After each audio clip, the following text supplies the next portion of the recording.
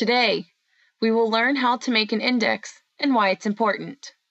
This lesson was made by Yanhui Fang and Mariah Thrush as part of Ohio University's NSF-funded Boat of Knowledge in the Science Classroom. Before making our own index, what is an index? Pause the video and take a few minutes with your classmates to share what you know.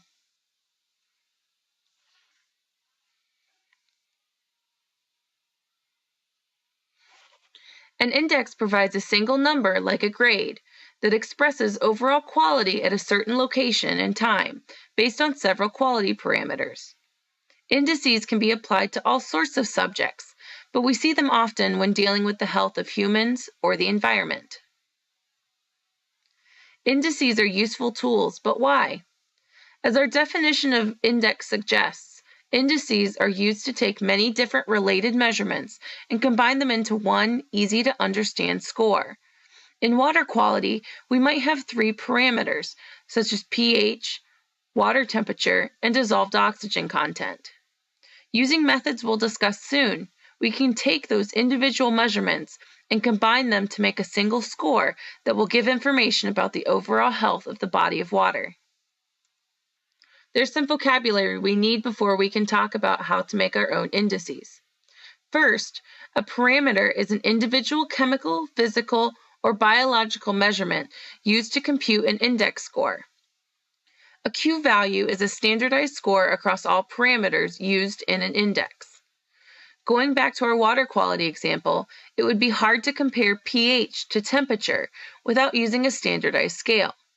A weight factor is a method to give certain parameters more influence over the overall score.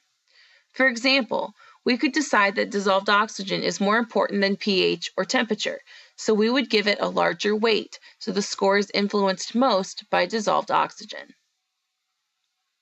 Now that you know the vocabulary and basic concepts, it's time to make your own index. Your index will assess human health, and you will test your classmates to see how well your index works. You will begin by brainstorming the 10 best indicators of overall human health to be your parameters, then ranking the parameters and assigning a weight factor, developing a standardized Q values for each parameter, and then creating a form for your index to test on each of your classmates. Pause the video now so you can refer back to these instructions as you complete the activity. How did your index perform? Pause the video and discuss the strengths and weaknesses of your own index, as well as any changes you would make if you were to restructure your index. For further practice using indices, use an iPad or computer to play the virtual boat game located in the Apple iTunes Store. In this game, you will collect water quality data and calculate an index score. Thank you for watching.